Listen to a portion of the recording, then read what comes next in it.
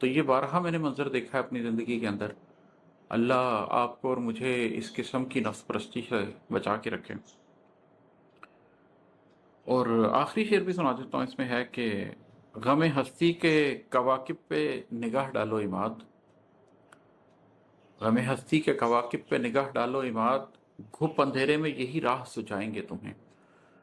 ये जो कवाकिब हैं, ये जो सितारे हैं, ये हज़ारों साल से इंसानों को राह दिखाते आ रहे हैं। ये जीपीएस तो अब बने हैं। पहले रात को सफ़र किए जाते थे बहरी जहाज़ों के या ऊँटों के कारवान के, तो इन सितारों से राह मालूम की जाती थी। इन सितारों से देखा जाता था कि नॉर्थ किस तरफ है, साउथ किस तरफ है, ईस्ट किस तरफ है, वेस्ट किस तरफ है। एक मंजिल से दूसरी मंजिल का सफ़र करते हुए उन सितारों से आप मुतय्यन करते थे कि आपकी डायरेक्शन क्या है।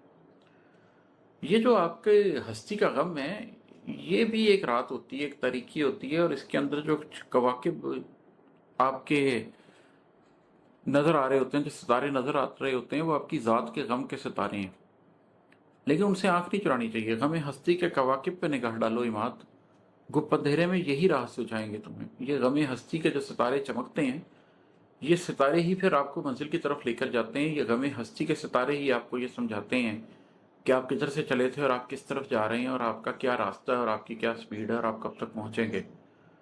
तो हर इंसान को अपनी रात की तारीकी में अपनी हस्ती के ऊपर निगाह डालनी चाहिए और देखना चाहिए कि क्या उसकी हस्ती के अंदर कोई सितारा है जो उसको रास्ता दिखा सकता है।